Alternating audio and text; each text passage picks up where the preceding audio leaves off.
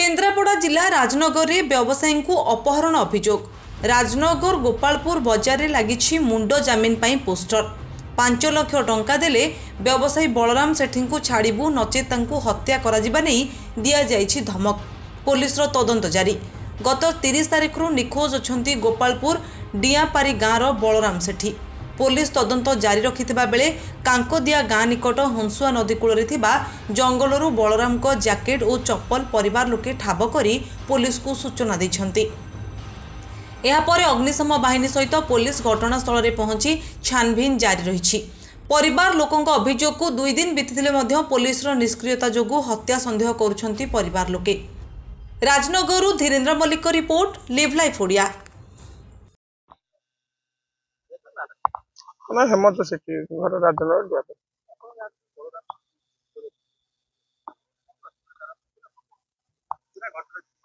घटना होमें घर कथरू घर लोक पाख जानाटा हूँ एपट सूर्य मैत्र घर गोटे 2टा घर अच्छी जाचु यहाँ मझे जावास खोजा नड़ा आगुरी सब होता कोईलीपुर कांकदिया 2टा गाँ भितर कौन सुजोग आम तो कहीपरूना कि जाचु सी रविवार राति ठारू आसिले से जो 2 दिन रहा घर को न गले घर लोक भी थाना रेफर देले जनइले से खोजा खोजी भल मत आम उपरपटर पुओ फुओ नहीं खोजाखोजी करुचु। पुओ भी भाई बाबा बड़ा बापा ये सब डाकुन आम सहित भी आसुचु।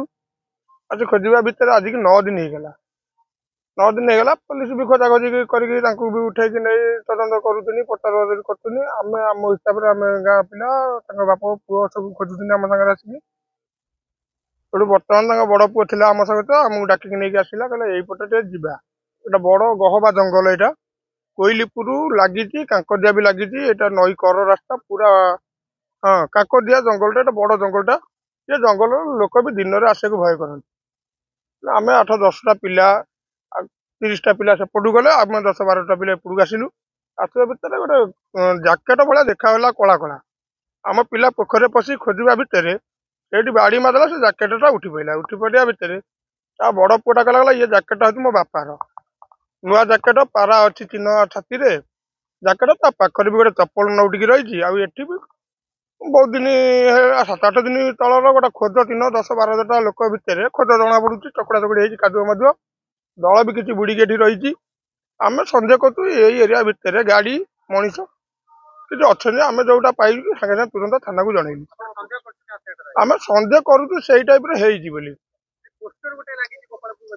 पोस्टर आम आसला पाइलु खबर जे पोस्टर गोटे मराई से पोस्टर लिखाई कौन बणी जंगल आ 5 लाख टंका देले आम बलराम सेठी की छाड़बू बोली किंतु यहीटा मु भावुची बोधे बण से बणी जंगलटा हो पारे आम तो जंगल ना जानिनु कि यही जंगल नदेले आम काटिक कुचई देव यहाँ लिखाई बोली खबर आम पाइलु निजे देखिलु पुलिस तदंत पुलिस पाखक भी लोक जाइए आम बहुत गाँ लोक आखपाख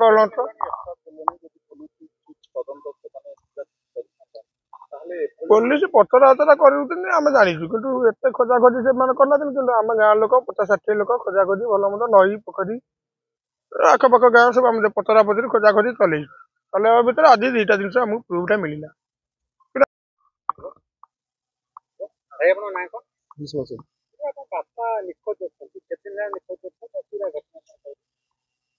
रविवार ठार निखोज अच्छा सन्ध्या 8टा खंड बेले दुकान गली 8टा बेले दुकान जाकि गाड़ी मैंने बसती बापा मत कहले जाऊन दुकान सौदा आनी बोले बापा तुम कत चाबी अच्छी दौना दुकान सौदाटा मुझे आसी ना मोर टे कम अच्छी तू दुकान था आसे तू सौदा आने जी सौटू अधघंटा खंड पर मुझे फोन कली 8टा 27 बापा कल रिसीव कले बोले मुझे टाइम तुमको जना पड़े आसना सौदाटा आने से दिन दुकान बंद हो ना मोटे लेट हम तू दुकान सौदा नहीं आसा सोटू ये कहीकि मुझे दुकान फान बंद कर घर को आसिली घर को आस देखी गाड़ी नहीं बो पचारि बो कहले ना से दिन आम मार हांडी था तर्तर मो बापा हांडी देकी जाते गाधुआ खाई नथिले संध्या बेले खाई घर जाइए घर को आसिले तापर सब बो कहला सांग साथी पचारू आ से दिन बाहर गोटे था भोजी फोजी क्या खाई जाते ମୁଁ ସମସ୍ତଙ୍କୁ ଫୋନ କରି ତାଙ୍କର ଯେତେକ